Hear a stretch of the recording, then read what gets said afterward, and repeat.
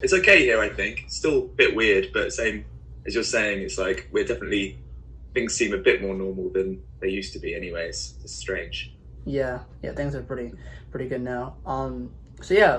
First I want to introduce myself. My name is Jibril Osman.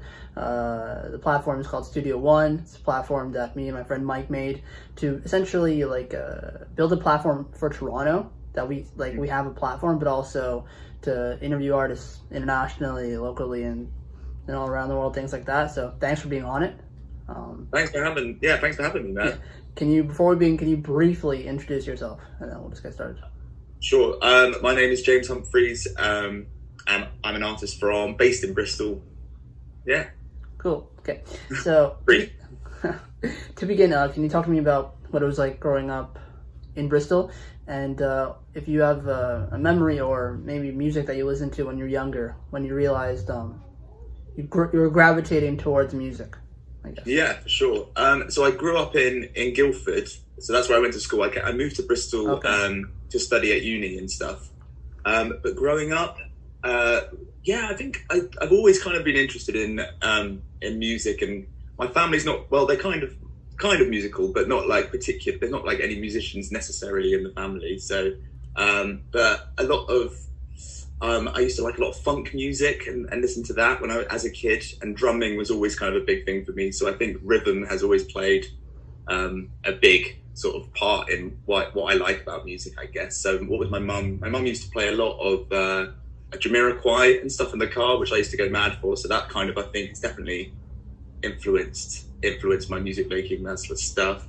My dad was into a lot of like stranger bands, like the Bonzo Dog Doodah band, if you've heard of them. So like some weird stuff. I think I was listening to a lot of stuff when I was younger, but and then started learning guitar at like 8 or something. So that's what I began on guitar basically. And when you were playing guitar and you were starting to learn instruments, at what age do you think where you were kind of thinking, okay, this is kind of beyond just learning music and loving music, this is what I want to do with my career? Was it sometime in school, or at what point do you think? I've always kind of been in like bands since I like started out, like bad bands, and then like but more ones that I was kind of taking a bit more seriously. So I guess I've always kind of seen it as a sort of like thing I want to take seriously and pursue as a career, to be honest. But I reckon about the age of like probably in my teenage years, so like 15 or something, that's when I was like, okay, I'm gonna try and pursue this, or like study it, or take it a bit further. But that was when I was in a sort of like a sort of math rock group called Wolf Choir. This is back in 2014 or something like that.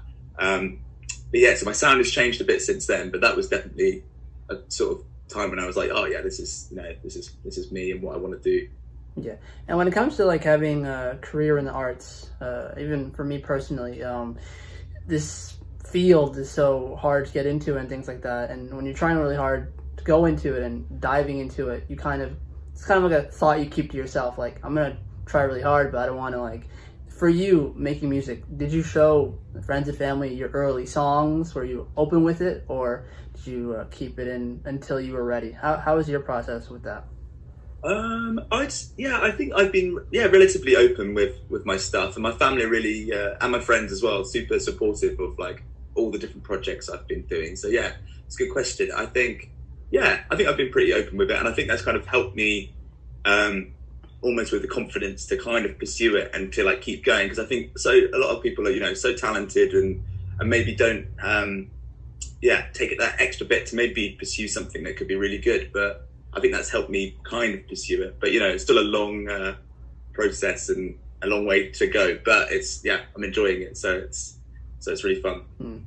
And in crafting an EP and crafting songs, you can do this, in your bedroom. You could really put so much focus on it, and there's like a personal feeling to that. When you started performing live in front of an audience, in front of that, how did you embark on that? Was it something you learned to get used to, or are you comfortable on stage?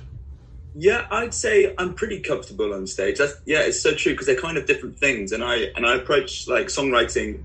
When I'm writing and recording, I'm not necessarily thinking, okay, how am I gonna play this live? I try not to like think about that. So it like just to create something really cool, basically. But it can be tricky though. On that being said, but my school was like a music. So my secondary school, I think high school probably for you guys was like a music school in some sense. So there was a lot of performing. It was just so normal, really. So that was a big part of my school life. So I think that's helped, teach me some things or like get me used to it. So I think, I don't approach the two the same, but they're both equally as important, obviously. And over the years, can you talk about some highlights of shows you've done? I think I've read that you've done Glastonbury, and that was the big thing for you. So I played Glastonbury, I think 2 years ago now, or maybe even 3. So I was really hoping to get back there this year. So that was wicked. So that was like I did a solo set. So I normally I've got a 5-piece band here in Bristol. So that's great because there's lots of parts to my music. So it's really great band, really. But yeah, Glastonbury was just a solo gig. But yeah, it was just wicked. It was my first time at the festival, and it was it's insane. It's like the best festival in the world. So it's just it was so good. I did 3 sets over the weekend. It was super fun. God, I miss it. Yeah. And then other than that, we've supported bands like Cassia, New Carnival, and I used to listen to a band when I was younger called San Cisco. And I really liked them in my like when I was a teenager. And then they came to Bristol, and we got to support them here on this in this venue called Thekla, which is like basically like a little floating. It's a boat, but it's a venue inside a boat. Yeah. So that was pretty cool. That was great because I used to love them so much. I got my I lost my guitar pedals that night though, which was a bit annoying. But other than that, it was a good one. Yeah. And when you crafted the first EP, when you released it, did you feel as though it was your introduction, like as an EP, as a debut? And comparing that to your new EP, how different were the processes? I know this EP you crafted in a cruise ship and different elements to that, but talk about the two, I guess, in terms of difference and process. Yeah, like you said, it was definitely like an introduction because I hadn't, other than my previous bands, I'd never released anything really under my own name. I've been writing, recording some stuff, but this was like, I just moved to Bristol at the time, so it was definitely a sort of an introduction. So it was five songs, and I just pretty chuffed with it. But it definitely feels, this recent EP, Memory Palace, definitely feels kind of bigger. Like it felt like a bigger project, and I think my my songwriting had come on such a long way since then. And even in terms of maybe the production, I kind of knew more what I wanted my sound to be like. But they're very different processes. The other one was kind of done in just in a bedroom, my mate's bedroom. So Ed helped me produce it. And then this one was done in a studio. So I've never really recorded in a studio before. But definitely different vibes. And the timing was, this recent one felt longer, but it also felt shorter because we just booked the studio out for like 5 days and just smashed it. So it's I'm chuffed with them both, to be honest. But the newer EP seems relevant to where I was at the time and especially now. So it's been good actually, to reflect on them as well. And the interesting thing too, when it comes to musicians and artists, there's always this kind of thing where to really build out a career and to really become bigger than you are, you have to move out from where you are. You have to go around the world. For you, being on a cruise ship and making songs and things like that, and being away from home, how much of the impact did you know it could be for your career in terms of learning more about yourself? Did you know it as it was happening, or did you think about that as you left? I don't think so. I think we were pretty unprepared for it, to be fair. Like, it was our first time we just graduated from a music uni in UK, and then just literally went straight out and did it. And we were like, oh, we'll be fine. But it was a bit of a shock, actually, of what we'd be, because it was quite tough. We did 5 sets a day, and it was, we were doing predominantly covers out there. So I think, the reflection, it was more when you were out there, I think, then you start reflecting on everything that was what once was at home, if you know what I mean. So it's definitely a sort of post reflection, but yeah, what a great, crazy experience. And I think it's definitely impacted. Yeah, you can see it in the music, I think, personally. I don't know, but yeah. And with this new EP too, what's because with an artist, there's so many intricacies and small details about music. What are some details on this EP that, when people gravitate towards your music, what's some things you would like them to take away from the EP? Or are you the type where, to each his own, like you whatever you listen is what you get? Yeah. I think, well, ideally that's the second option, but what could they take away from it? But only just positive vibes, really. But yeah, I'd like, whatever people, if they listen to it, they like it, and they can attach their own sort of meaning to the songs, that's good. But it's mainly just about sort of well-being, positivity in it, and I guess friendships, reflecting on these friendships and life whilst, like you were saying, whilst I was away. But what else could they take away from it? I don't know, just having a good time. Yeah, hopefully it makes people feel good and want to like have a dance or something. That was the plan, I guess. Yeah. And usually I would segue to, you're releasing an EP, like upcoming shows, but considering what's going on in the world, so musically, how have you been keeping busy? Have you been writing, have you been recording, or how has it been for you during this kind of era that we're in currently? Yeah, it's so weird, isn't it? It's very weird. I mean, I'm doing a lot of these Zoom calls, I'm sure, because you normally have people into your studio, right? Yeah, so this is new to me too. Yeah. So it's really strange. So I did a bit of that, but at the start I was definitely recording a lot. So I was kind of excited about the. I know I shouldn't really be, but the amount of time. Yeah, for sure. Yeah, for sure. You can just get loads of. You can be like, okay, great. I've got all this time. Let's like be vigilant and try and get some recording done. I kept that up for like a good couple of weeks, and I was trying to do a new thing every day. But then once I got a bit more of a plan for the EP, and because I was trying to work out whether I should delay it or not release it, but once that I had a plan for that, the recording's taken a bit of a back foot, and I've been like working on promo and all that stuff, trying to get this stuff done. But now that it's out and people are listening to it, I'm already kind of like, okay, yeah, I feel a lot freer. It's been quite a tiring week, but I'm like, yeah, I'm ready. I've already started recording some new stuff, so I'm looking forward to that. It's always, a good moment, I think, once it's out and you can kind of relax a little bit. Yeah. On that note too, for me, when it kind of all started, I'm like, okay, I'll catch up on shows and things like that, and then I started having like a movie list of like things I've watched, and then eventually I'm like, okay, this list is really long. This is going on for a while.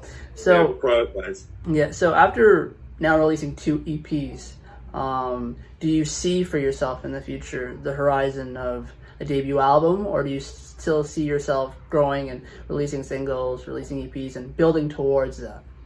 Yeah, I'm not sure, because I'd love to release an album, and to be honest, I was tempted to do that whilst I was on the ship. So when I was recording on the ship, like the demos, for a while I was thinking, oh my god, I'm gonna write an album out here, but then I kind of like whittled it down to 4 of the good, it was 4 good songs, but definitely down the line, I don't know. Yeah, I don't really know what the plan is, to be honest. I think definitely some more singles, but then maybe hold out for an album. But it'd be nice to have some support for that, and I don't know. So I'm gonna wait and see. But definitely down the line, an album, that'd be great.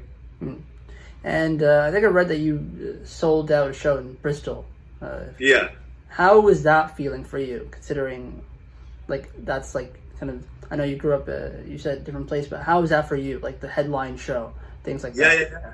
Oh no, it was amazing. It was so good, and we had a lot of great support bands playing with us. There was a guy called Joe Probert who opened up as well, and a girl called Agatha, and it was just a good vibe. And it was, the thing about Bristol is it's like kind of like a big village, even though it is a city. It's just like, the community and the music scene here is so great. So yeah, mad experience. It was just after we did our exams at work, like uni, like when we were at uni.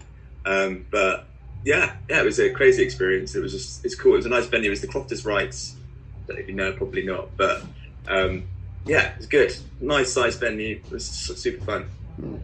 And usually, this is how like these Zoom interviews have been so weird for me, because usually when I conclude like interviews, I'm always like, what do you have on the horizon? Shows, traveling, and things like that. So I've had like a new thing where I kind of like ask like an artist like just a question that I wouldn't normally ask. But for you in particular, being away and crafting songs and being home and things like that, and this whole journey you've been on, what's one thing that you can take away from what you've learned so far, or something that you picked up on the journey that's helped you? As in from this experience that we've just been in, or just in general? In general. Oh, in general. Okay. Well, I'm still trying to practice this one, but I think it's to try and not worry about stuff too much, or like overthink it, like the fine details. This is kind of like I guess a life advice or like a motto or something, but I don't know. I can get real caught up on like the little details, or like trying to be a little perfectionist or something, but it's not helpful. It doesn't exist. Perfect doesn't exist. And I'd probably just drive myself crazy if I like focus on that too much. So just trying to like go with the flow and try and living with all the little bumps and bruises along the way, I guess. But yeah, probably that. And that goes for music, everything, I guess, but music making as well. So there we go. Yeah. What about you? I'd probably say the same. Honestly, for me, it's just trying not to be hard on myself and to take things slow. Yeah, because even with the quarantine and things like that, it gives you time to reflect and to relax. But also, I love doing interviews and love working. So the idea of taking the time to pause, it's like hard to think about. It's healthy, isn't it? It's super healthy. Yeah, that's a good one as well. Yeah, but yeah, man, absolute pleasure to have this conversation. Thank you very much. Thanks for having me. Yeah, thank you for being on Studio One. If you ever decide to come to Toronto, definitely. Oh, I would love to, man. Would love to. I'll hit you up. For sure. Take care, man, and stay safe. Take it easy. Enjoy the rest of your day. You too. Studio